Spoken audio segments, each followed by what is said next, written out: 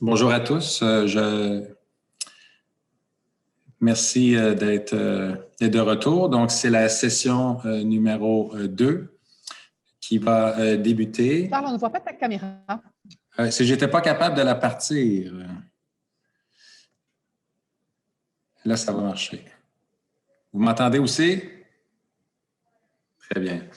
Donc, parfait. Fait que ceux qui ne me connaissent pas, je suis Charles Bellemare, je suis professeur au département d'économique à l'Université Laval. Je suis aussi chercheur principal de l'initiative DEPI qui vise à trouver des solutions là, pour favoriser l'employabilité des personnes qui vivent avec des incapacités. Donc, le DEPI est un des partenaires du colloque d'aujourd'hui. Donc, ça nous fait très plaisir d'y participer.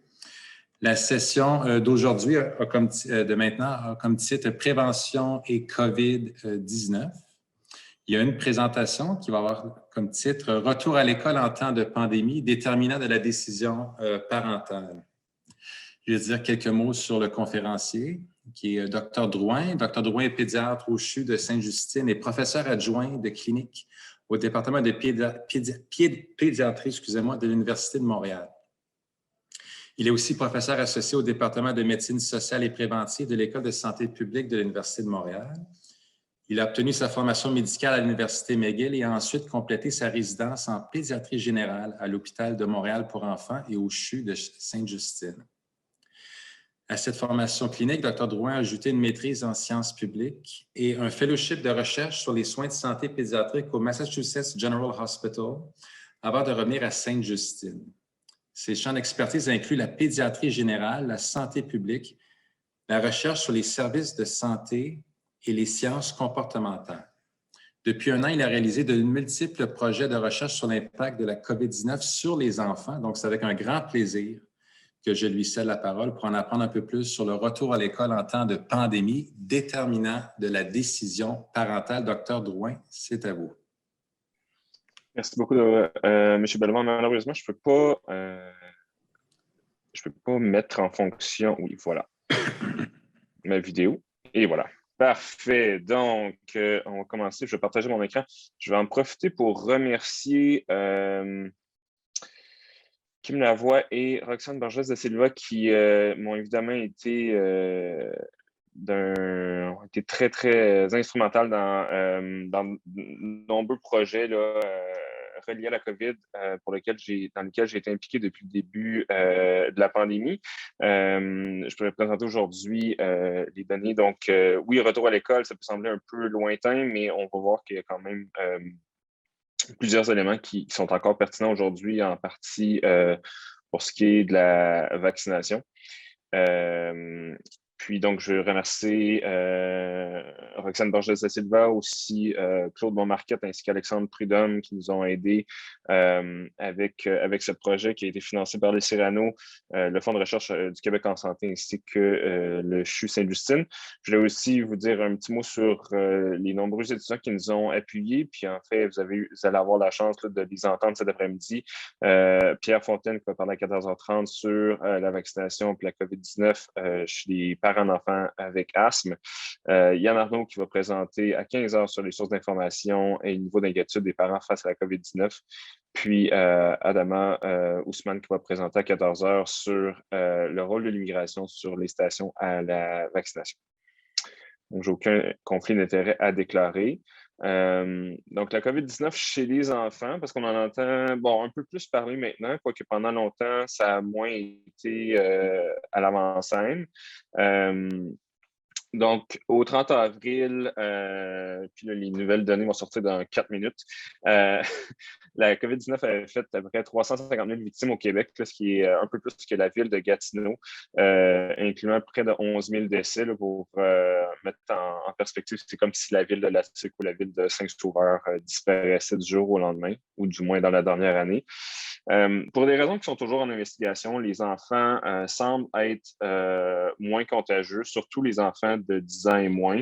Il y a eu beaucoup de discussions là, dans les médias sur ce chiffre-là, à quel point c'était vrai, pas vrai, tout le retour à l'école, puis je vais évidemment en parler un petit peu plus tard, mais il reste que les analyses qui ont été faites puis les méta-analyses qui ont été publiées jusqu'à l'heure actuelle montrent que surtout les jeunes enfants semblent être moins contagieux. Mais ce qui est particulièrement frappant, c'est à quel point les enfants infectés sont très peu malades. Donc, à toutes les semaines à Sainte-Justine, on reçoit un petit rapport qui nous donne le nombre de patients hospitalisés. Puis, vous pouvez voir, là, la dernière fois que j'ai reçu les données, c'était le 27 avril dernier, puis on n'avait aucun patient à Sainte-Justine qui était hospitalisé. On avait eu seulement 211 patients. Bon, c'est quand même 200 patients, là, mais on avait eu seulement 211 patients hospitalisés depuis le début de la pandémie. Si vous comparez ça aux chiffres quotidiens, dans les derniers jours, on avait 600-700 patients hospitalisés à la grandeur du Québec. Donc, le fait qu'on n'avait aucun patient à Sainte-Justine, puis je peux vous dire que les autres hôpitaux pour enfants de la province n'étaient pas plus occupés que nous de ce côté-là. Donc, c'est vraiment des bonnes nouvelles en général qu'on pouvait annoncer aux parents. Puis en fait, on a eu plus de cas positifs parmi les adultes employés que de patients hospitalisés depuis le début de la pandémie. Ceci étant dit, il y a quand même un certain nombre de patients qui sont hospitalisés avec le SARS-CoV-2 au Canada. Donc, je ne vais pas aller dans le détail, là, mais avec plusieurs co-auteurs que vous pouvez voir ici, des collègues à la fois de l'hôpital pour enfants malades de Toronto puis de Sainte-Justine, on s'est attelé à la tâche d'écrire les caractéristiques de ces enfants-là qui étaient hospitalisés avec le SARS-CoV-2 depuis le début de la pandémie. Puis, donc, au 31 décembre, donc du début de la pandémie jusqu'à la fin 2020, il y avait 264 enfants qui avaient été hospitalisés, qui avaient été rapportés comme étant hospitalisés avec un PCR positif pour le SARS-CoV-2. De ce nombre-là, il y en a 14 qui étaient hospitalisés pour des raisons de prévention, de contrôle des infections. Il y en avait un autre 110 qui était complètement asymptomatique. Donc, ce qu'il faut savoir pour ceux qui sont peut-être moins familiers avec le milieu hospitalier, c'est que dans plusieurs centres hospitaliers maintenant, on teste systématiquement les patients qui sont hospitalisés pour des raisons de contrôle des infections. Donc, il y a beaucoup de patients, là, on voit 110 qui avaient un PCR positif, donc qui étaient infectés, mais qui n'avaient absolument aucun symptôme, qui étaient là pour quelque chose qui était complètement non relié à la COVID. Donc, on parle de patients qui étaient là hospitalisés avec des fractures ou qui avaient des corps étrangers, des procédures électives. Donc, c'est un reflet de la prévalence de l'infection dans la communauté. Ce qui nous laissait avec 150 enfants qui étaient hospitalisés avec des symptômes attribuables à la COVID-19. Donc, je vais pause ici juste pour laisser comme ces chiffres-là, vous laisser les digérer un peu. Là. On avait entre le 1er mars 2020 et le 31 décembre 2020, à la grandeur du pays, pour tous les hôpitaux pour enfants, on avait environ 150 enfants qui étaient hospitalisés avec des symptômes attribuables à la COVID-19. Donc, ça inclut des symptômes relativement légers. On a été assez conservateurs dans notre approche, mais c'est des nombres qui sont assez faibles. Ces données sont encore sous révision dans une revue scientifique, mais je vous les partage en exclusivité. Quand on regarde un peu c'est qui ces enfants-là, on se rend compte que, donc on reprend les chiffres ici, là, donc les 264 cas, il y en avait 75, donc la moitié qui étaient des cas légers, puis 75 qui étaient des cas modérés à sévères. Puis ce qu'on se rend compte, c'est que les enfants de moins d'1 an et les adolescents étaient surreprésentés dans nos cas. Mais alors que les très jeunes enfants étaient quand même surreprésentés, on voit que la majorité des cas étaient des cas très légers, tandis que c'est plus chez les adolescents qu'on voyait qu'une plus grande proportion étaient des cas modérés à sévères. Donc, c'est vraiment nos ados qui sont presque à l'âge adulte là, qui ont des manifestations plus sévères de la maladie comparativement aux enfants plus jeunes. Puis, l'autre chose, c'est que de façon non surprenante, si vous lisez les nouvelles, le Québec et l'Ontario représentaient à ce moment-là la majorité des cas. Ça a évidemment augmenté depuis avec l'augmentation des cas, là, entre autres en Colombie-Britannique, en Alberta et en Saskatchewan dans les dernières semaines. Mais au 31 décembre, c'est le portrait qu'on avait. La dernière chose, c'est que parmi ces enfants-là qui étaient hospitalisés avec la COVID, on voit que ceux qui étaient des cas modérés sévères, en général, c'était des patients qui avaient des comorbidités, c'est-à-dire d'autres conditions médicales. Puis je ne vous les listerai pas ici, mais en gros, c'est beaucoup de conditions neurologiques et respiratoires, tandis que la majorité des patients qui n'avaient aucune comorbidité, donc des enfants qui allaient bien à la base, la majorité d'entre eux avaient des cas très légers ou étaient complètement asymptomatiques.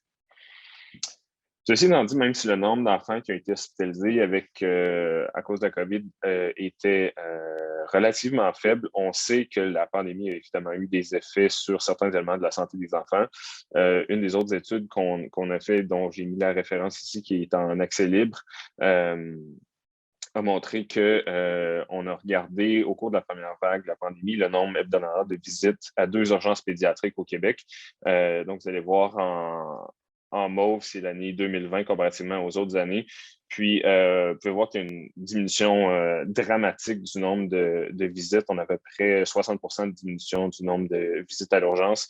On est en train de départager un petit peu qui étaient ces enfants-là. Est-ce que c'est des enfants qui auraient dû venir à l'urgence qui ne sont pas venus ou c'est des cas relativement légers? Mais ce qu'on sait, c'est que même pour les cas qui arrivent de façon en présentation plus sévère, il y avait quand même eu une grosse diminution dans le nombre de visites à l'urgence.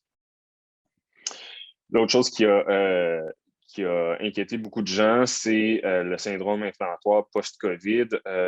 Donc, c'est quelque chose qui est vrai. Donc, vous avez peut-être entendu parler comme étant le syndrome de Kawasaki ou quelque chose de similaire.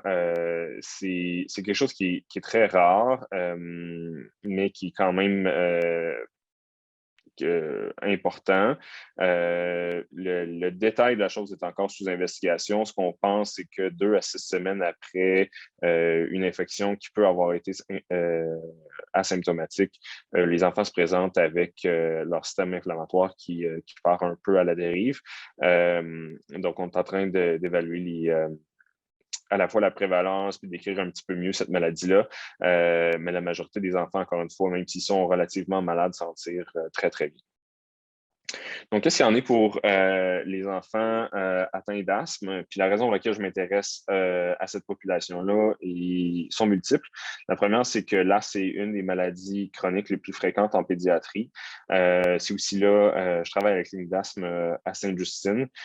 Puis, relativement tôt, les parents, puis les décideurs, puis les médecins, on se sentait inquiets de nos patients atteints d'asthme parce qu'on sait que ces patients-là ont déjà des difficultés respiratoires, puis le SARS-CoV-2 étant un virus qui atteint beaucoup les voies respiratoires chez les adultes, on avait peur.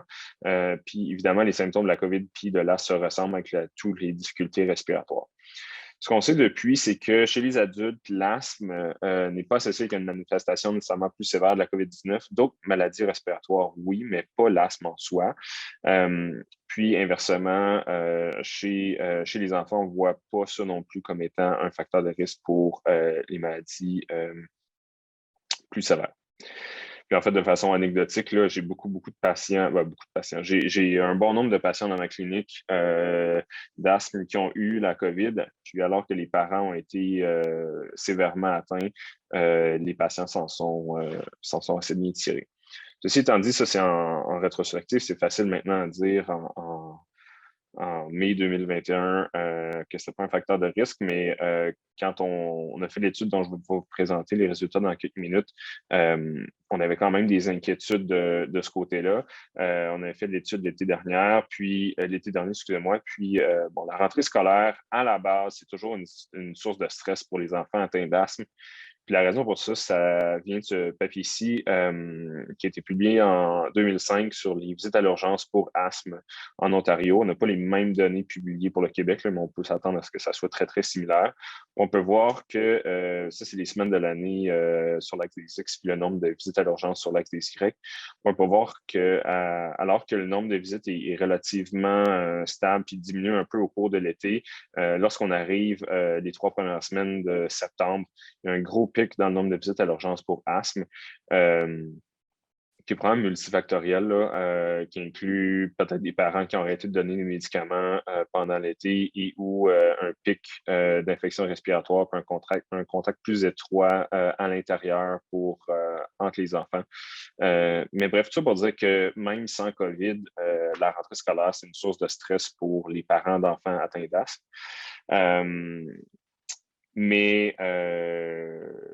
Donc, c'est ça. Puis, donc, on rajoute à ça l'incertitude reliée à la COVID-19.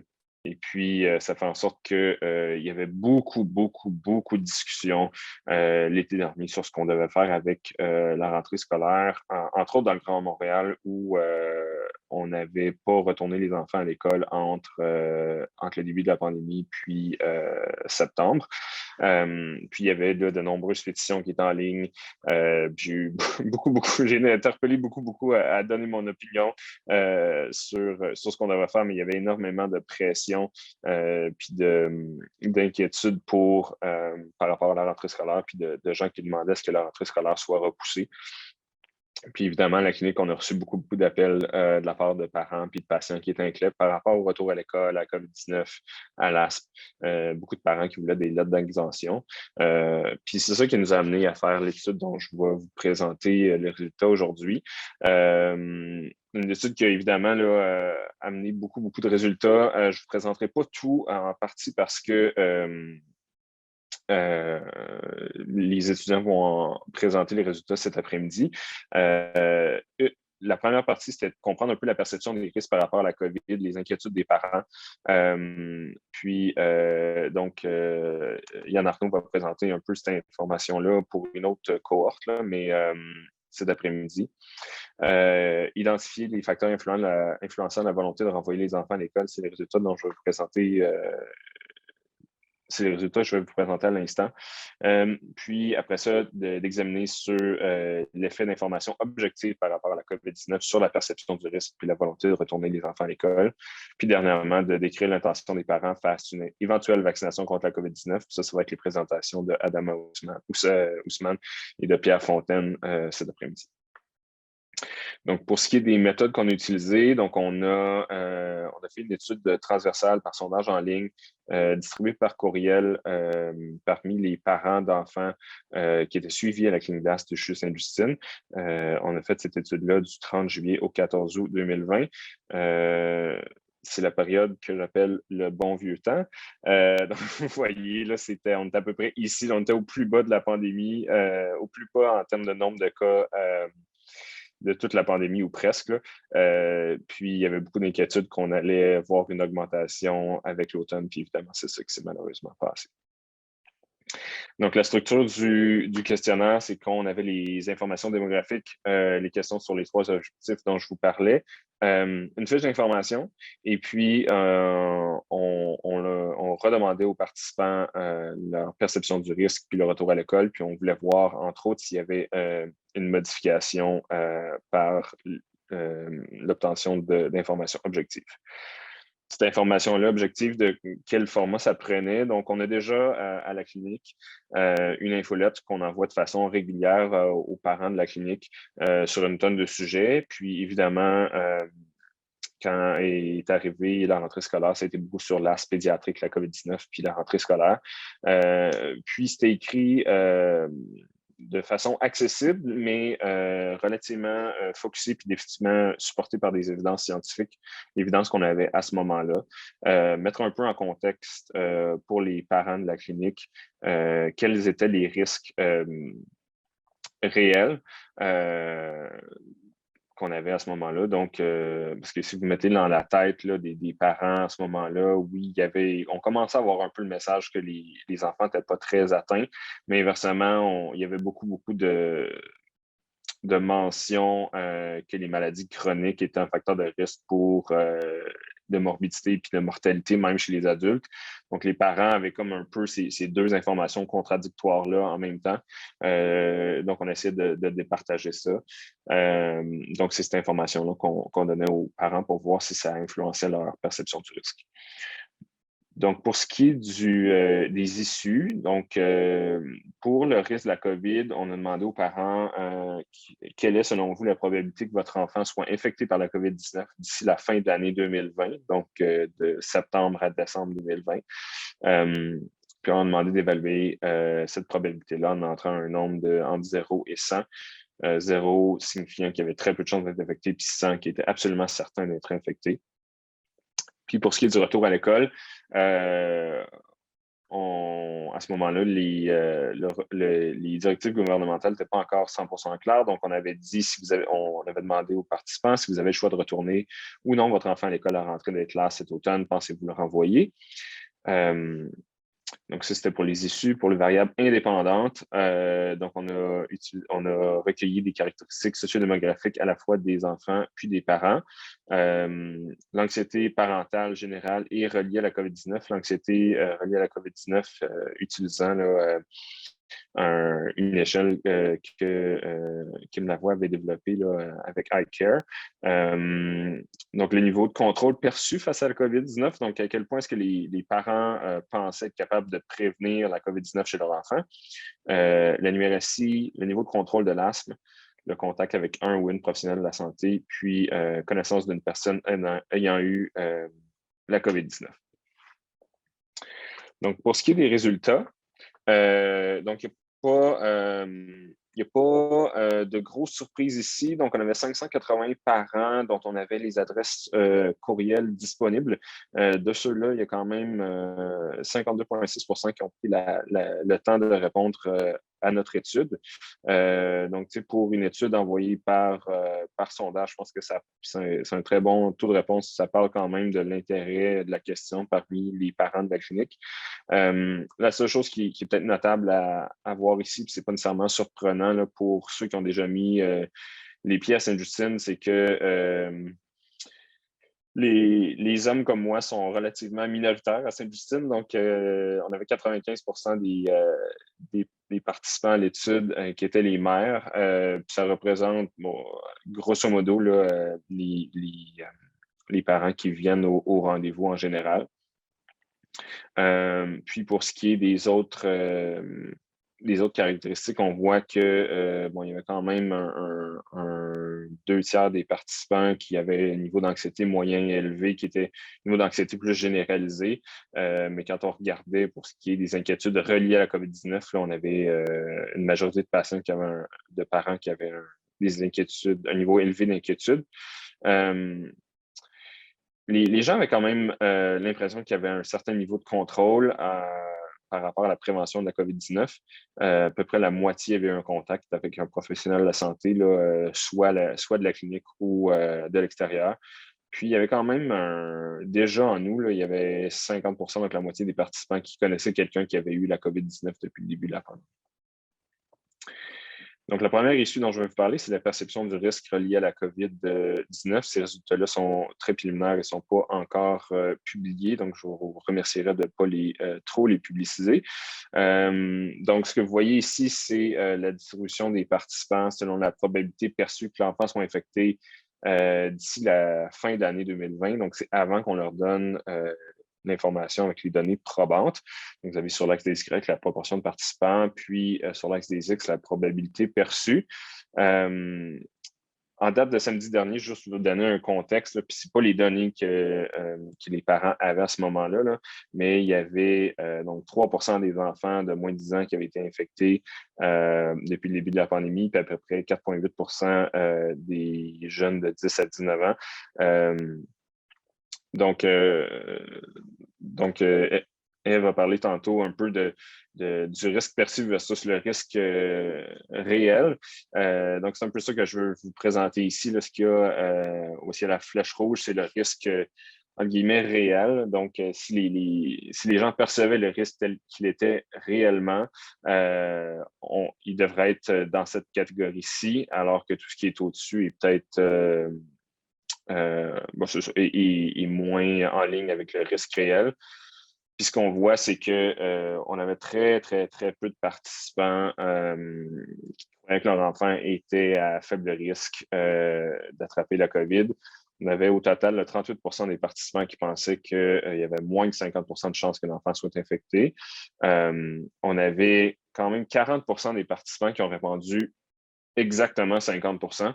Puis je reviendrai un peu plus tard, mais ce qu'on pense, c'est que quand les participants ne savaient pas trop, probablement qu'ils ont répondu 50%. Parce qu'on, pour avoir côtoyé ces parents-là, je pense pas qu'ils se disaient je vais faire pile ou face, puis si c'est pile, mon enfant va avoir la COVID. Si c'est face, il ne l'aura pas. Là. Mais je pense qu'ils ne savaient pas trop, puis ils étaient un petit peu dans le flou.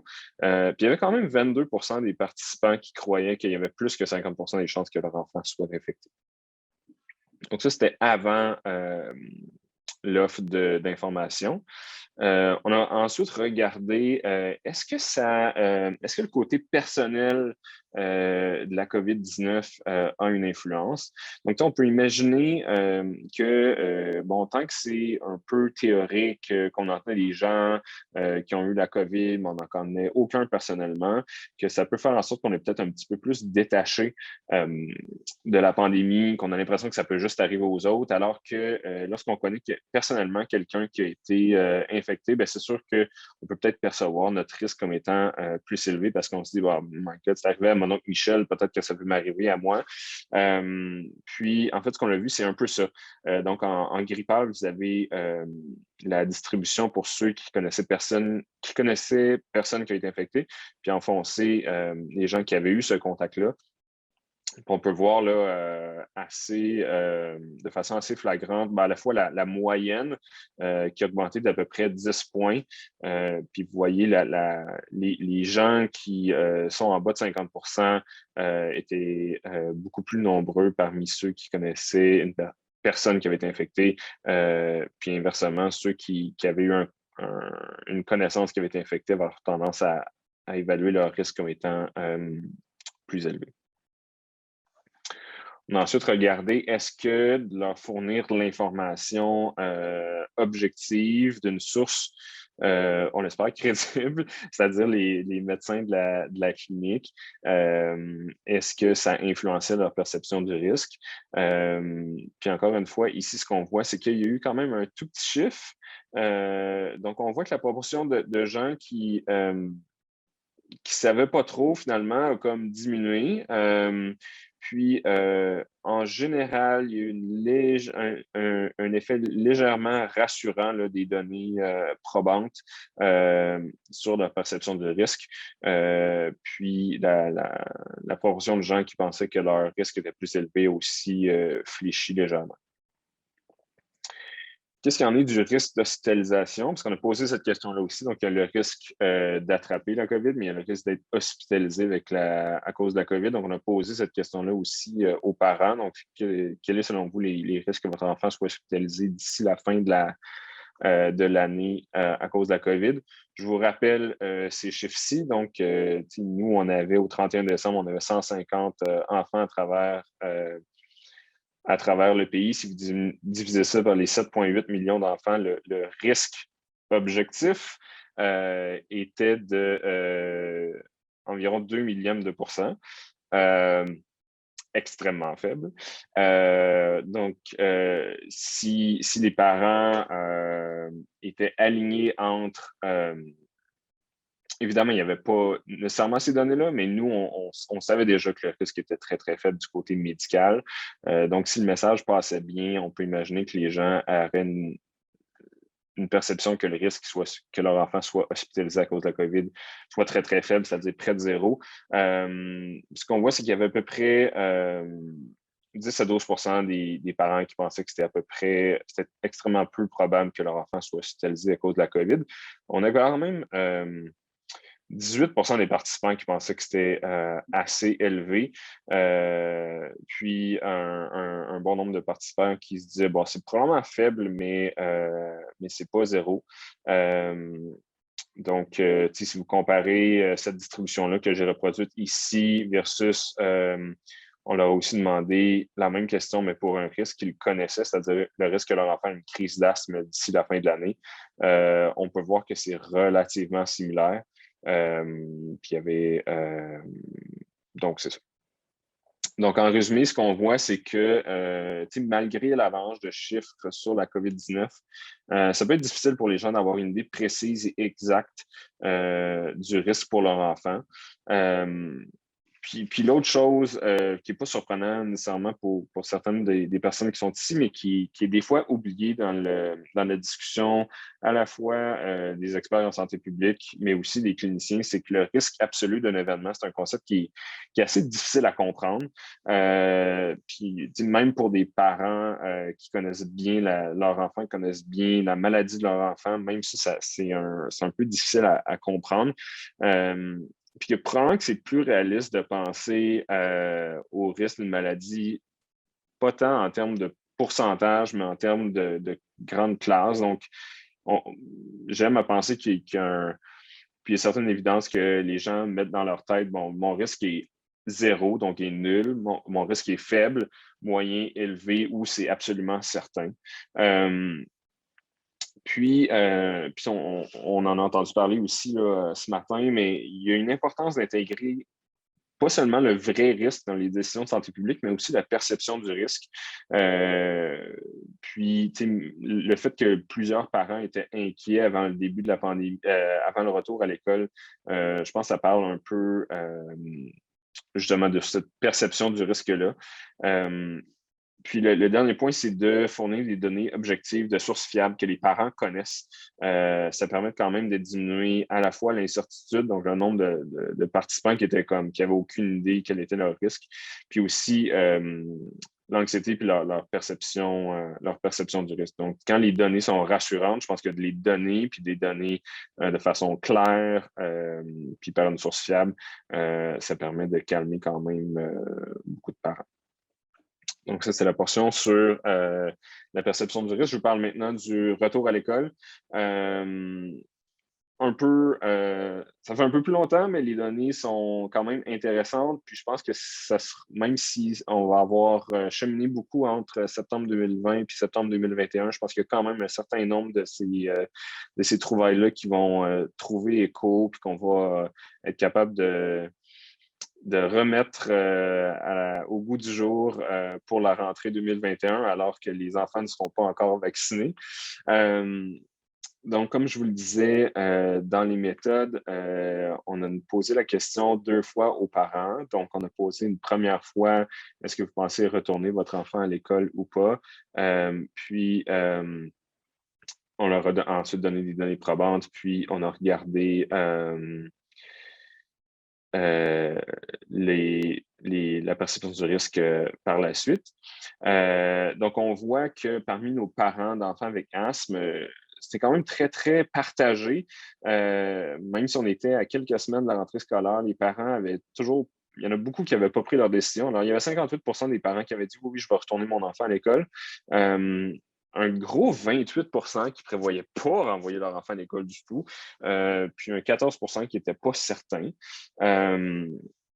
Puis, une fois qu'on leur a donné de l'information objective sur le risque pour leur enfant, on voit que, bon, la majorité de façon non surprenante, la majorité des parents qui initialement voulaient renvoyer leur enfant à l'école ont gardé la même opinion. Fait que ça, c'est une bonne chose. On n'a pas fait peur à aucun parent ou presque.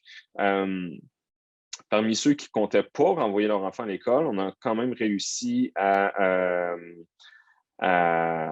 en convaincre un grand nombre que ce serait peut-être une bonne idée. Donc, un 23 qui ont changé leur réponse pour oui, puis un 53 qui étaient maintenant pas certains.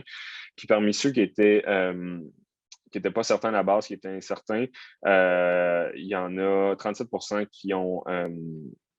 qui ont dit qu'ils étaient maintenant prêts à la lecture des données probantes, qui étaient prêts à renvoyer leur enfant à l'école. Encore une fois, très peu qu'on a qui sont allés plus à qui on a fait peur, là, finalement. Donc, au final, la proportion de parents qui comptaient renvoyer leur enfant à l'école est passée de 58 à 68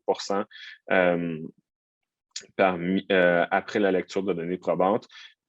Puis, ceux qui ne comptaient pas renvoyer leur enfant à l'école est passé de 28 à 7 . Donc, comme pour la perception du risque, je pense que de fournir cette information-là objective d'une source en qui les parents ont confiance a eu un effet positif sur leur décision de renvoyer leur enfant à l'école.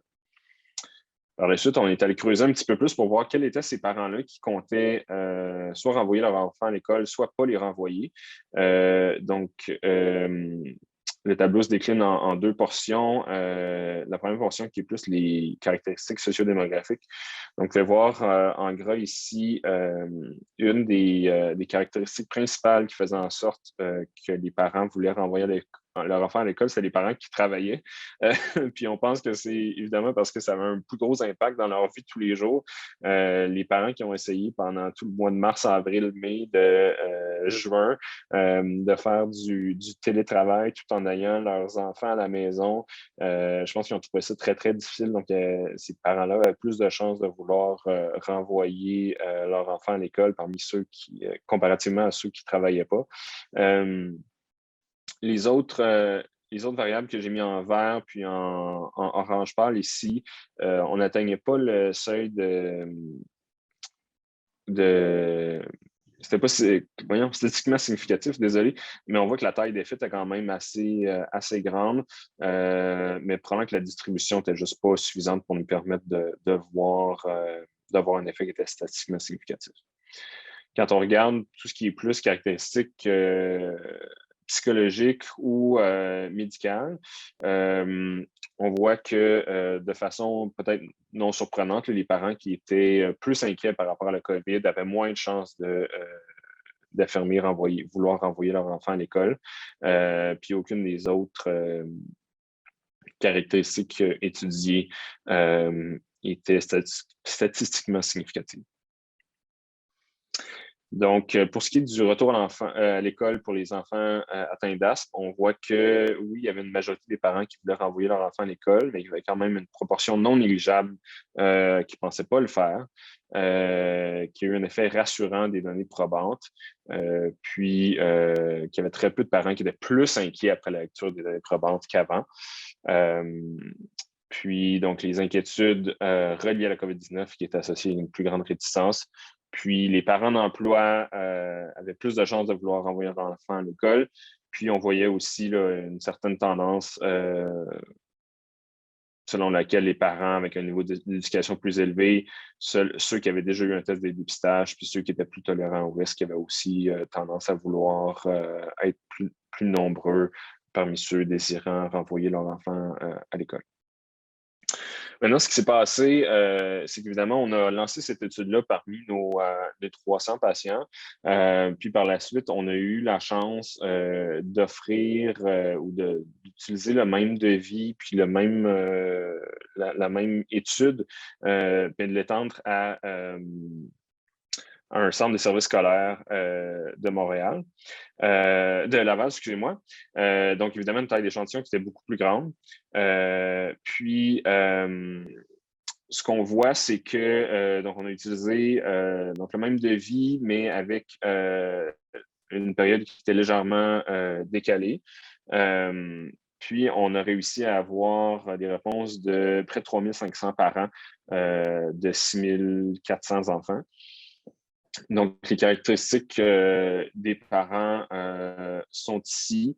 Encore une fois, une majorité de femmes là, qui ont répondu au sondage. Puis comme dans beaucoup de cas de ce type d'études-là, les parents avec un niveau d'éducation plus élevé étaient surreprésentés.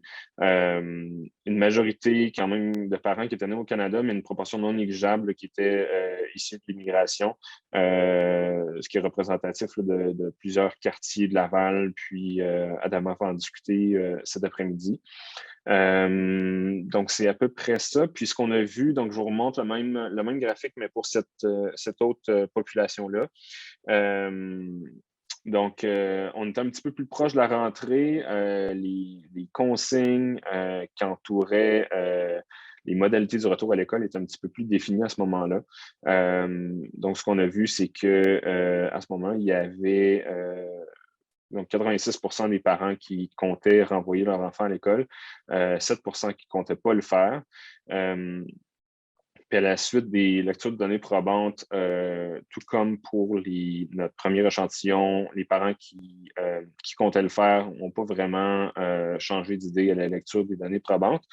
Ce qui a changé, par contre, c'est que ce qui contraste un peu avec la première étude, c'est qu'il y a eu beaucoup moins de mouvements suite à la lecture des données probantes. C'est-à-dire que parmi les indécis, la majorité sont demeurés indécis. Puis parmi ceux qui ne comptaient pas renvoyer leur enfant à l'école, la plupart ont aussi gardé la même opinion suite à la lecture des données probantes. Donc, au final, on avait, après la première décision qu'on appelle versus la deuxième décision, on a exactement le même nombre de parents qui comptaient renvoyer leur enfant à l'école, puis la proportion qui ne comptait pas renvoyer leur enfant à l'école n'a pas nécessairement changé énormément non plus. Donc, excusez-moi la faute de frappe ici. Donc, encore une fois, pour cet échantillon-là, la grande majorité des parents disaient vouloir renvoyer leur enfant à l'école, qu'il y en a une proportion non négligeable qui ne comptait pas le faire, mais que contrairement aux parents d'enfants avec asthme, il y avait peu d'effets des données probantes. Puis, on pourra, dans la période de questions, discuter un petit peu du pourquoi. Il y a plusieurs éléments qui peuvent avoir joué. Le premier, c'est qu'on était un petit peu plus tard dans la pandémie. On était plus proche de la rentrée, donc probablement que la plupart des parents avaient déjà pris leurs décisions, puis l'information supplémentaire n'allait pas vraiment les influencer. Ça, c'est une possibilité. L'autre possibilité, c'est que c'était maintenant un peu plus clair quels étaient le cadre dans lequel la rentrée scolaire allait avoir lieu. La troisième, c'est que il y a peut-être que l'information semblait un peu moins personnelle. Donc, pour les parents de la clinique d'asthme, c'était vraiment écrit au nom des médecins de la clinique, donc des gens avec lesquels il y avait un contact personnel versus la plupart des parents du centre de services scolaires avaient peut-être jamais entendu parler de mon nom. Puis le dernier point, c'est que je pense que c'était peut-être moins ambigu pour les parents du centre de services scolaires de Laval, quels étaient les risques pour les enfants. Alors que je pense que pour les parents d'enfants avec asthme, comme je vous disais tantôt, il y avait cette espèce d'ambiguïté-là. Puis donc, mon enfant a une maladie chronique, mais mon enfant est un enfant qui devrait être à faible risque. Puis où est-ce que je me trouve entre les deux? Donc, peut-être que l'information qu'on leur a fourni, c'est l'information qu'il n'y avait pas, alors que peut-être qu'on n'a pas appris grand-chose finalement aux parents du centre de services scolaires de Laval. On a regardé, maintenant qu'on avait une puissance statistique beaucoup plus grande, on a regardé les mêmes caractéristiques dont je vous parlais tout à l'heure, à savoir quels sont les parents qui comptaient renvoyer leur enfant à l'école ou pas. Donc, en vert, c'est les caractéristiques qui font en sorte que les parents avaient plus de chances de vouloir renvoyer leur enfant à l'école. Puis en rouge, les facteurs qui faisaient en sorte que les parents avaient moins de chances d'être dans le groupe désirant renvoyer leur enfant à l'école. Donc, on peut voir que, encore une fois, les parents qui travaillent, puis les parents, mais aussi les parents connaissant quelqu'un qui avait eu la COVID avaient plus de chances de vouloir renvoyer leur enfant à l'école, alors que les parents issus de l'immigration étaient plus réticents à renvoyer les enfants à l'école. De façon non surprenante, ceux qui étaient plus inquiets par rapport à la COVID-19 ou ceux qui avaient un tempérament plus anxieux avaient moins de chances de vouloir renvoyer leur enfant à l'école. Puis, vous pouvez voir aussi que, pour supporter un peu l'hypothèse qu'on avait, les parents dont l'enfant avec une maladie chronique était beaucoup moins avaient beaucoup moins de chances de vouloir renvoyer leur enfant à l'école. Puis je laisse regarder les autres caractéristiques ici, puis on pourra y revenir dans la période de questions également. Donc, excusez-moi, j'avais déjà toute une petite animation que je vais skipper. Puis la deuxième chose, c'est qu'on a regardé, ce qu'on n'avait pas fait dans l'étude sur les parents d'enfants asthmatiques, c'est à cause de la taille d'échantillon, on a regardé, donc ça, c'est les mêmes variables, on a regardé quels parents changent d'idée une fois qu'on leur a donné les données probantes. Puis, en fait, de façon un peu surprenante, donc les parents ayant des études universitaires, parmi ceux qui étaient indécis, avaient plus de chances à la lecture des données probantes de décider finalement de ne pas envoyer leur enfant à l'école. Le niveau de contrôle, puis le risque de maladie chronique aussi, en fait, les informations ne les rassuraient pas, tandis que ceux qui avaient un niveau d'anxiété générale qui était moyen avaient peut-être plus de chances d'être rassurés par les données probantes. Donc, comme je vous disais, donc le sommaire, c'est que les parents d'emploi, ceux avec un niveau d'éducation plus élevé, ceux qui étaient plus tolérants au risque, avaient plus de chances de vouloir envoyer leur enfant à l'école. Le sommaire de ces deux études-là, c'est que 2 semaines avant le retour à l'école, beaucoup de parents d'enfants avec asthme ne comptaient pas renvoyer leur enfant à l'école, mais qu'une source d'information crédible, nuancée, par une source fiable qu'ils connaissent, avait un effet rassurant pour une bonne proportion d'entre eux.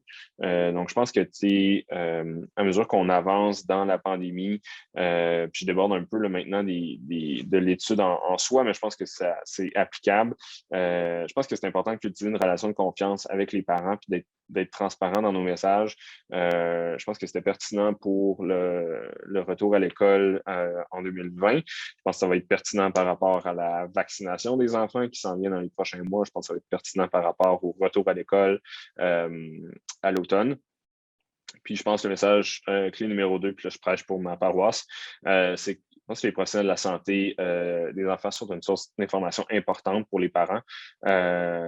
Oui, je pense que la santé publique, les messages globaux sont importants, mais je pense que la relation interpersonnelle qu'on a, c'est important à la fois de la cultiver, mais aussi de l'utiliser au sens positif du terme là, pour rassurer les parents.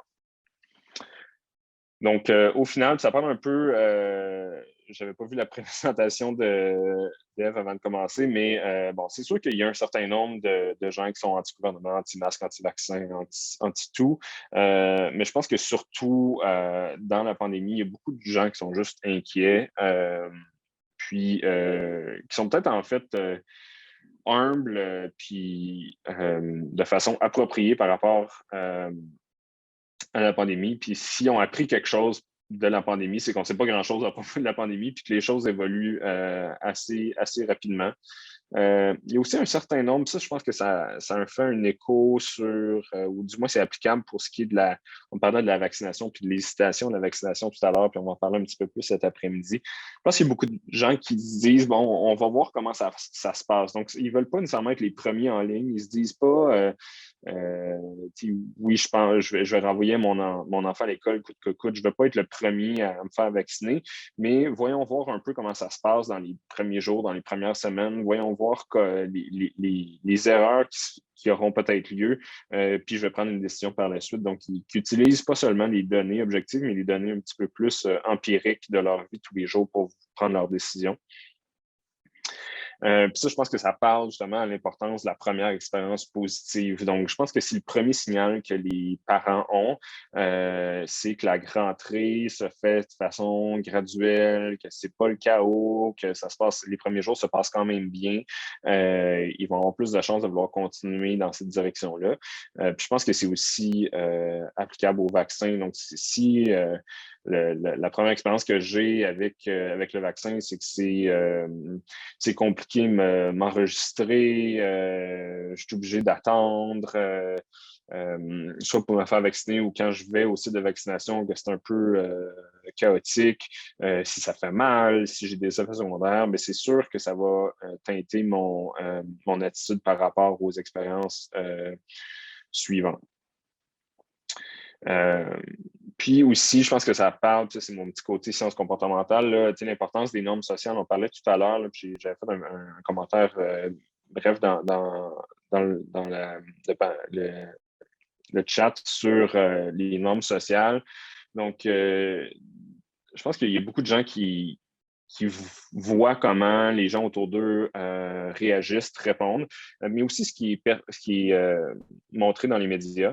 Donc, si on a l'impression que la majorité des gens adhèrent aux mesures de santé publique, si on a l'impression que la majorité des parents renvoient leurs enfants à l'école, si on a l'impression que la majorité des gens se font vacciner, ben, on va avoir tendance, de façon consciente ou inconsciente, à vouloir faire la même chose.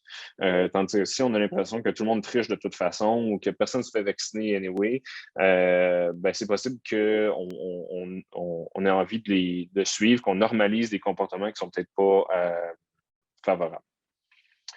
Puis, je pense que ça parle aussi beaucoup, puis là, encore une fois, les gens qui sont ici aujourd'hui n'ont pas besoin d'être convaincus de ça nécessairement, mais Kim en a glissé un mot, là. Je pense qu'au-delà de la recherche sur les traitements de la COVID, puis j'ai participé à ceux-ci, puis je pense que c'est important. Je pense qu'il y a aussi un rôle très important sur la recherche pratique par rapport au changement de comportement.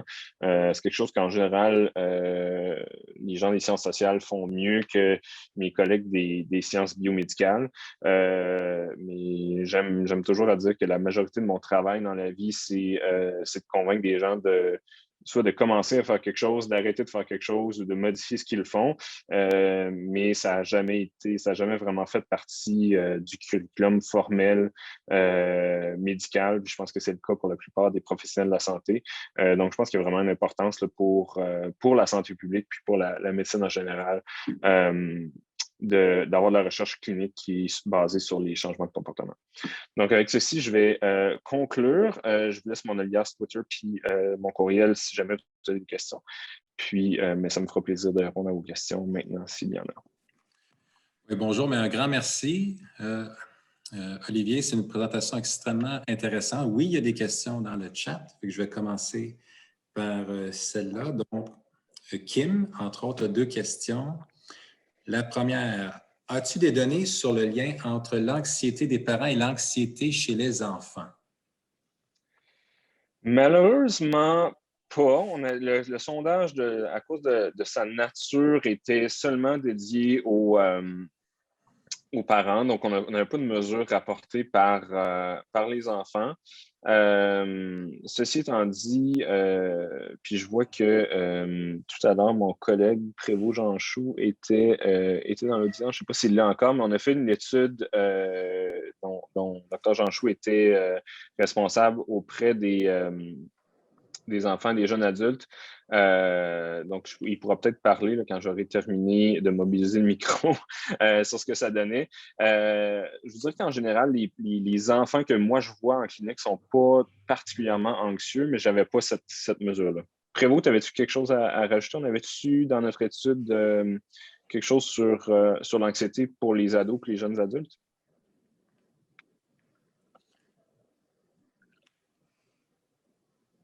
Je ne sais pas s'il est là. On vous a donné l'autorisation de parler, mais je ne sais pas si il voit. Il a vu.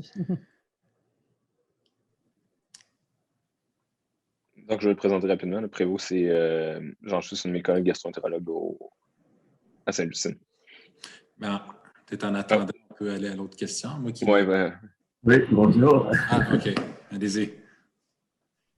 Oui, c'était pour féliciter Olivier pour ce gros travail et aussi savoir si, Olivier, tu avais regardé l'impact peut-être de la facilité d'accès à des cours en ligne sur la décision des parents, en sachant que ça peut dépendre à la fois des écoles, mais aussi peut-être parfois des ressources familiales, de type facilité d'Internet à la maison, etc. Est-ce que c'est une variable que tu avais accès? Je vais répondre à la question de Prévost. En gros, Prévost, non, on ne l'avait pas à ce moment-là parce que c'était encore très, très flou pour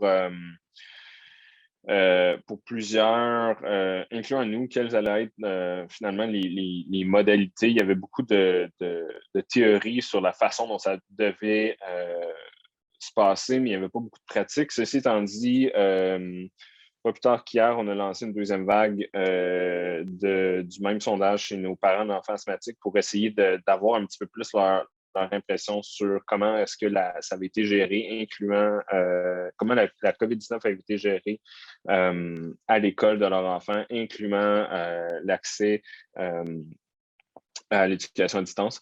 Fait qu'on devrait être capable de rapporter ces résultats-là dans les prochaines semaines, mais on ne l'avait malheureusement pas pour la première vague de sondage. Merci. Merci à toi. Bon travail. Kim avait une deuxième question. Il y a une partie en français, une partie en anglais. Je vais la lire directement. Olivier, as-tu demandé aux parents hésitants what would motivate you to send your child to school? To get an idea of the feasibility of their expectations? Je ne crois pas qu'on avait... Ah! Oui, peut-être que regarde Roxane... Slack. Oui, c'est ça, hein? Je te l'ai mis dans Slack, la question. OK.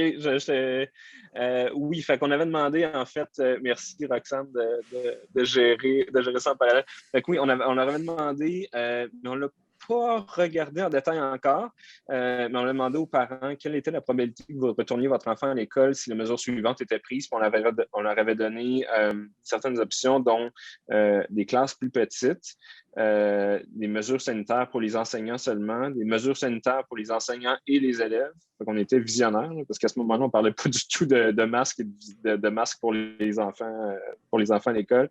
Des classes séparées pour les enfants avec maladies chroniques. Si les cours étaient disponibles en vidéoconférence, ça répond à la question de Prévost, finalement, on l'avait posée. Puis si un vaccin contre la COVID était disponible. Donc, ces données-là, on les a juste pas analysées encore. OK, merci. Très bien. Parce que c'est intéressant parce que ça nous donne une idée, qu'est-ce qu'on peut faire justement pour aller chercher ces parents-là qui sont hésitants ou bien d'évaluer aussi si des demandes sont en guillemets raisonnables. Parce que des fois, les parents et les gens en général veulent des choses qui sont tout simplement impossibles et c'est un peu contre-productif. Mais en tout cas, c'est intéressant que tu as ces données-là. Merci. Ouais, Roxane, tu te souviens-tu si on les avait regardées même de façon descriptive? Je pense qu'on les a regardées, mais c'était pas très parlant, mais... Non, je ne sais pas. En fait, je ne me rappelle pas. Je suis désolée. Non, c'est correct. Moi non plus, je ne m'en souviens pas. Mais il me semble que, grosso modo, là, même s'il y avait certaines mesures qui augmentaient, pour ton point, Kim, je pense que c'était les mesures les moins réalistes qui étaient les plus convaincantes. Puis les mesures qui étaient peut-être plus faciles à implémenter n'étaient pas n'avaient pas un grand effet sur l'intention de retourner les enfants à l'école. Parfait, merci. Je pense une question de Sabine. Connaissez-vous si et comment les parents s'informent? Est-ce qu'il y a une sélection des personnes plus ou moins informées? Oui, puis là, je vais être vraiment plate, puis je ne vais pas scooper Yann Arnaud, qui est un de nos étudiants que Roxane Borges-Silva et moi, on supervise, qui est un étudiant au doctorat. Donc, il va présenter spécifiquement sur les sources d'information, puis les inquiétudes reliées à la COVID-19.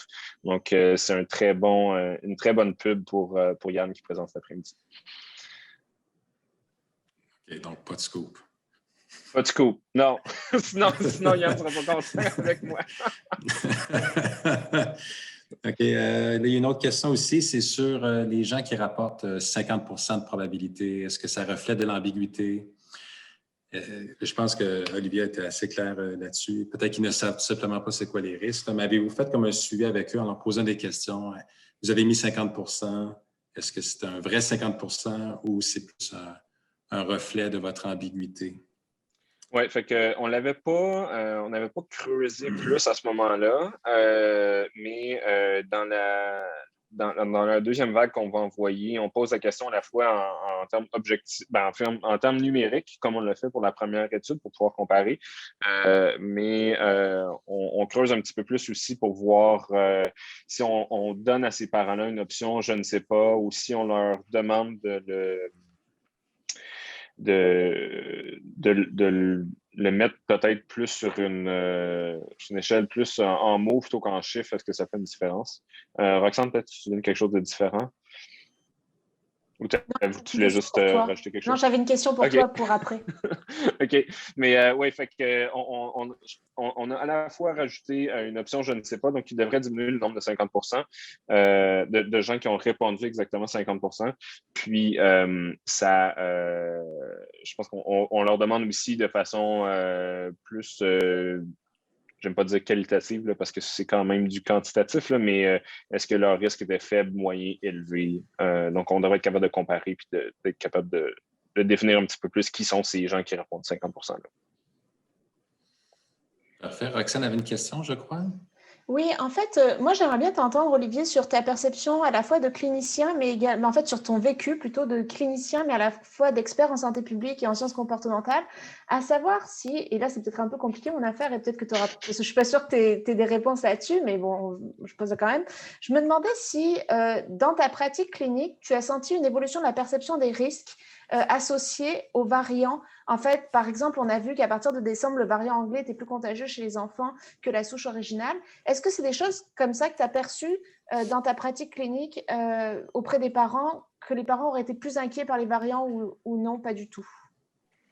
Fait que, de façon un peu surprenante pour tout le bruit relatif qu'il y a eu par rapport aux variants dans les médias, il y a eu peu de mouvements, je dirais, dans l'inquiétude des parents. Il y a eu un petit pic là, quand il y a eu un semi-fake news là, qui est sorti. Là. Je ne sais pas si vous vous souvenez, là, mais je ne me souviens plus exactement c'était quand. Là. Je pense en janvier, il y avait une professionnelle de la santé qui travaille dans un hôpital de Londres qui avait écrit sur les médias sociaux qu'il y avait des unités de soins pleines d'enfants avec la COVID à Londres. Puis c'était le début des variants, puis les gens étaient extrêmement inquiets.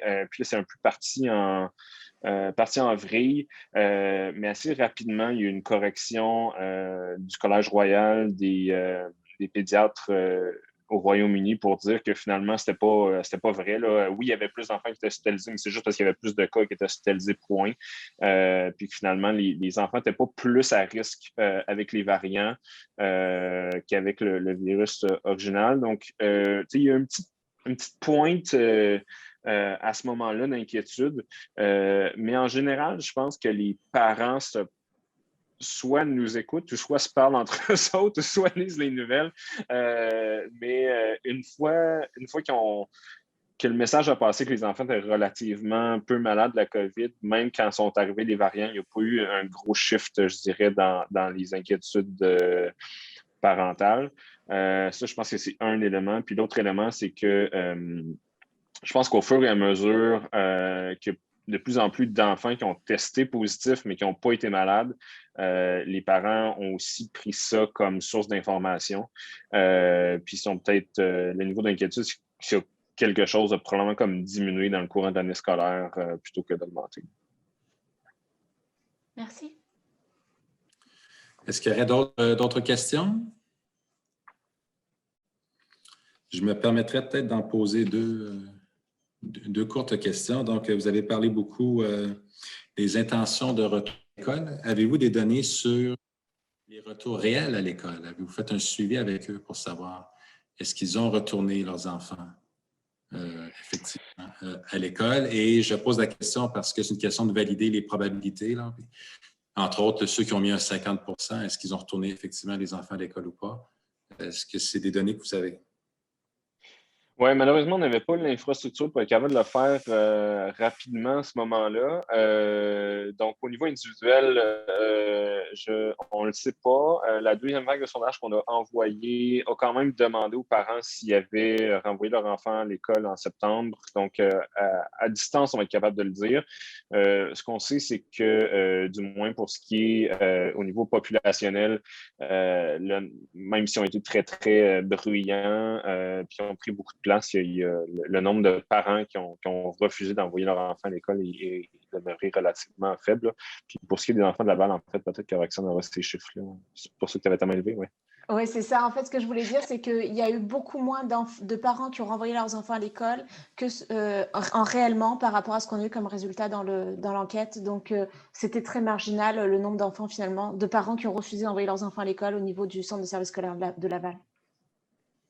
Parfait. Puis ma deuxième, peut-être dernière question. Donc, vous avez deux échantillons, l'échantillon de Sainte-Justine et l'échantillon de Laval qui est beaucoup plus important. C'était peut-être pas clair dans les statistiques descriptives pour l'échantillon de Laval. Est-ce qu'il y a un sous-ensemble qui se compare à Sainte-Justine en termes d'asthme pour les enfants? Puis est-ce que cette comparaison-là serait intéressante? Parce qu'il y a quand même des écarts entre les deux échantillons. Est-ce que vous pourriez les expliquer par le fait qu'à Sainte-Justine, on parle de l'asthme versus d'autres conditions ou pas? Oui, donc on a posé la question, on n'a pas refait mais c'est un bon point, je pense que c'est quelque chose, Roxane, qu'on pourrait regarder. Merci de l'idée. Mais on a quand même un sous-échantillon qui est non négligeable de parents du Centre de service scolaire de Laval qui ont rapporté que leur enfant avait une maladie chronique. Donc, pas nécessairement de l'asthme, mais une maladie chronique puis je pense qu'on avait comme quelque chose comme 10% des parents. Fait qu'on a quand même un échantillon intéressant, puis on pourrait comparer. L'asthme étant la maladie chronique la plus prévalente en pédiatrie, probablement que ces deux échantillons-là se rapprocheraient dans leur comportement puis dans leur démographie. Très bien. Une autre question de Kim, Olivier. Pas de mention des problèmes de ventilation et des inquiétudes des parents. Encore une fois, peut-être que c'est parce que je ne pose pas la question directement dans ma clinique, mais ça n'a pas été une grande inquiétude, du moins dans la clientèle que j'ai côtoyée à l'hôpital, que ce soit les patients hospitalisés ou que ce soit les patients à la clinique d'asthme. Est-ce que ça aurait dû en être un?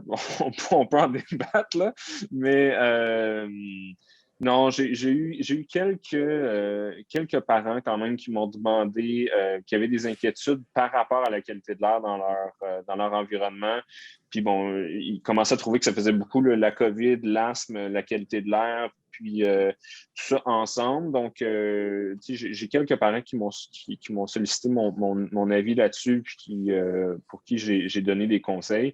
Mais je ne peux pas dire que c'était un mouvement généralisé. Je pense que les parents, la plupart des parents, pour être honnête, étaient juste comme très occupés à just trying to get by, là. Juste essayer de tout gérer puis de tout jongler, là. Mais c'était pas un élément je pense que c'est un élément qui était important. Je pense que c'était correct que ça fasse l'objet de beaucoup de débats publics. Mais je pense que pour les parents qui avaient d'autres préoccupations peut-être plus immédiates, c'était moins à l'avant-plan de leur pensée. Très bien, merci. Je crois qu'il n'y a pas d'autres questions dans le chat. S'il y a des gens présents, c'est le moment de poser des questions.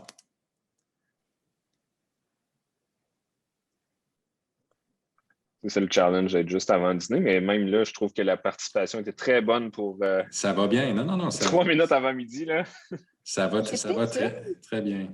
C'est Kim encore, je ne sais pas si tu me permets, mais pour revenir à la question de ventilation et tout ça, juste une question générale et peut-être, Olivier, tu n'as pas la réponse, mais c'est peut-être pour n'importe qui.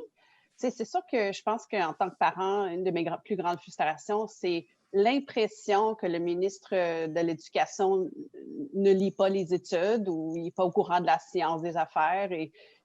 Alors, juste une question globale, ben, ils font quoi pour créer ou décider leur politique en termes de quoi que ce soit, masque, pas de masque, est-ce qu'on va, comment je peux dire, réparer les problèmes de ventilation dans les écoles qui en ont besoin, tout le scandale en lien avec le fameux rapport qui était comme étude qui était totalement mal faite. Est-ce que vous êtes au courant de comment il prend les décisions? Bon, c'est... Oui, je pense qu'on a eu beaucoup. Puis Roxane sourit en coin, là, parce que je pense qu'on a été beaucoup interpellés par les médias pour essayer de faire le pont entre ce qui était annoncé comme mesure versus l'évidence. Puis effectivement, les deux ne se suivaient pas. Je vais faire attention dans ma critique au gouvernement. Ils font un travail extrêmement difficile. Puis je sais qu'ils ont beaucoup de. Ils ont beaucoup d'incitatifs puis de prérogatives. Des fois conflictuelles à suivre. On a quand même eu l'impression que pour certains enjeux, on a décidé qu'est-ce qu'on allait faire ou ce qu'on pouvait faire, puis qu'on a choisi l'évidence qui supportait notre point de vue a posteriori plutôt que l'inverse. Puis je pense que pour la ventilation, c'est peut-être ça qui s'est passé. Je pense que si on avait dit aux familles et aux parents du Québec, la ventilation dans nos écoles est vraiment pas bonne, puis on pense que ça met un risque pour les enfants. Je pense qu'il se serait acheté énormément de critiques puis de nombreux courriels de parents inquiets, alors qu'ils n'auraient peut-être pas été capables de répondre aux attentes qu'ils eux-mêmes auraient mises en place. Donc, est-ce que c'est ça qui s'est passé? Je ne le sais pas, c'est une hypothèse, là. Mais je suis d'accord avec toi que parfois, il y a pendant la pandémie, même parmi les zones d'incertitude, même s'il y avait beaucoup d'incertitudes par rapport à la pandémie, on a quand même l'impression que parfois, il y avait un certain décalage entre les données probantes puis les mesures de santé publique qui ont été annoncées. Là. Parce que je pense, côté psychologique, tu avais beaucoup soulevé ça dans tes données, Olivier, c'est le degré d'incertitude et à quel point ça freine les gens, pas juste les parents, mais les gens, et la perception de peut-être manquer un peu beaucoup de transparence. Exemple, bon, après, avec la publication du rapport sur la ventilation, est-ce qu'ils ont publié les écoles qui avaient un peu raté l'étude et tout? Alors, est-ce que les parents, mettons, tu as des parents qui se présentent devant toi, qui te demandent, ben là, est-ce que tu me conseilles ou bien est-ce que tu penses que c'est sécuritaire d'envoyer mon enfant à l'école? J'ai eu cette question-là souvent, et puis écoute, c'est pas facile parce qu'on manque d'accès aux données, aux résultats. Alors, qu'est-ce qu'on fait? Je pense que la question de la transparence est très importante. Je pense qu'on peut peut-être faire des gains à court terme quand on ne partage pas toute l'information qu'on a, mais je pense qu'à long terme, on y perd. Puis nous, c'est le pari qu'on a fait un peu à la clinique, puis en général, comme médecin, je suis beaucoup plus, nous, on établit, puis c'est la même chose pour les psychologues, évidemment, là, on établit des relations long terme avec des patients, puis si on leur donne pas tous les éléments auxquels on a accès, oui, à court terme, ça peut... Bref, à long terme, ça cause problème. Pour ce qui est du gouvernement, je peux comprendre que c'est peut-être un peu différent, mais oui, depuis le début de la pandémie, je suis vraiment... Je supporte mes familles, les familles de mes patients. Je les aide dans leurs demandes, dans leur advocacy pour leurs enfants, parce que je pense que mon rôle comme clinicien, puis c'est là les deux chapeaux, c'est mon rôle de clinicien où est-ce que je suis le patient advocate pour le patient devant moi versus mon rôle en santé publique où est-ce que je suis un petit peu plus global. Mais c'est ça, j'essaie d'équiper mes parents à faire les demandes puis d'avoir accès aux services pour lesquels leur enfant a le droit d'avoir. Mais oui, c'est pas toujours facile de naviguer ces informations-là. Mais je pense que d'être transparent dans ce qu'on sait et dans ce qu'on ne sait pas, puis de qu'est-ce qui peut changer versus qu'est-ce qui est connu aussi. Les parents, même ceux qui sont de milieux peut-être moins aisés ou qui ont un niveau d'éducation plus faible, sont quand même sensibles à cet enjeu-là de transparence de données. Puis je pense qu'ils apprécient quand on est honnête par rapport à ce qu'on sait, mais aussi ce qu'on ne sait pas. Là. Merci. Très bien. Autre commentaire dans le chat. Roxane, le principe de précaution a quelquefois été oublié dans la question de la ventilation et de la contamination par aérosol. Ben, si je peux juste ajouter un point, je vous invite à lire le bulletin du Centre de recherche en santé publique qui va sortir demain, qui porte justement sur la ventilation et qui a été fait par un expert en hygiène au travail et santé environnementale. Donc, ceux qui s'intéressent au sujet pourront lire le bulletin demain. C'est une recension avec des écrits rapides là-dessus. Très bien, merci. Nathalie est de retour. Elle avait perdu Internet et on est bien heureux qu'elle soit encore avec nous. S'il n'y a pas d'autres questions, j'en aurais peut-être une. J'ai été obligé de m'absenter à la fin de la présentation de Kim. J'avais pris une question en note et donc je n'ai pas suivi la fin de la présentation. Mais j'avais trouvé ça intéressant, là, la statistique. On voyait que quand François Legault a commencé à porter le masque, que l'adhésion au port du masque augmentait. Je sais qu'il a été critiqué pour ne pas vouloir se faire vacciner très rapidement. Il a dit « je vais attendre mon tour ». Et je me demandais si vous aviez regardé cette question-là. Est-ce que s'il avait, disons, pris l'initiative de se faire vacciner dès le début, comme pour porter le masque, est-ce que la vaccination aurait pu décoller peut-être plus rapidement? Bien, je pense que c'est une bonne question, mais je pense que le problème avec ça, c'est que pour la vaccination, les vaccins n'étaient pas disponibles pour la majorité des gens. Alors, c'est pas comme les autres mesures de prévention où tout le monde peut, en guillemets, porter un masque. Alors, je pense que ça serait difficile d'évaluer ça sans que la vaccination soit disponible pour tout le monde. Mais oui, je pense qu'on aurait pu observer la même affaire, mais ça démontre l'importance, et surtout chez les gens qui sont influents, qui pensent que le gouvernement Legault, c'est un peu leur leader crédible, qui n'est pas nécessairement le cas pour tout le monde, mais chez les gens et chez les Québécois, qui ne voulaient pas porter le masque à ce moment-là, le fait de voir M. Legault porter le masque à partir du 12 mai, notre taux de port de masque était 5 versus 45 au reste du Canada, puis ça l'a augmenté de façon drastique après le 12 mai. C'était assez spectaculaire. Et ça nous répète de l'importance du modelage de la part de nos sources crédibles, nos chefs crédibles. Et encore une fois, ce n'est pas nécessairement les mêmes sources qui sont aussi persuasives pour tout le monde, mais chez cette sous-population-là qui ne portait pas le masque avant le 12 mai, c'était très persuasif de voir M. Legault porter le masque. Très bien, merci. Il nous reste encore quelques minutes. Si vous avez des questions, ne pas hésiter avant le lunch. La période de lunch, c'est de 12h15 et on reprend à 13h30. On a encore quelques minutes si vous avez des questions. Oui, c'est Sabine. J'ai une question peut-être un peu plus générale. J'avais vu dans un autre article de M. Drouin, et ça fait peut-être référence aussi aux chiffres qu'il a présentés aujourd'hui ici, que les personnes qui ont des facteurs à risque ont une perception plus élevée de contracter la COVID-19, même s'ils se protègent encore plus. Donc, est-ce que ça, c'est comme une contradiction que les personnes qui se protègent plus ont une perception de contracter la COVID plus facilement, même quand ils ont des facteurs à risque? Donc, est-ce qu'il y a quelque chose, est-ce que c'est contradictoire ou est-ce que c'est en effet les gens avec un facteur de risque sont plus vulnérables à plus rapidement contracter la COVID? Donc, c'était un peu, c'est la question qui ne sort pas directement des données que vous avez présentées, mais c'est dans un autre article de vous où vous l'avez présenté et peut-être vous l'avez retrouvé aussi dans cette étude ici. Donc, est-ce que c'est contradictoire selon vous ou est-ce qu'il y a quelque chose? Je pense qu'il y a deux éléments.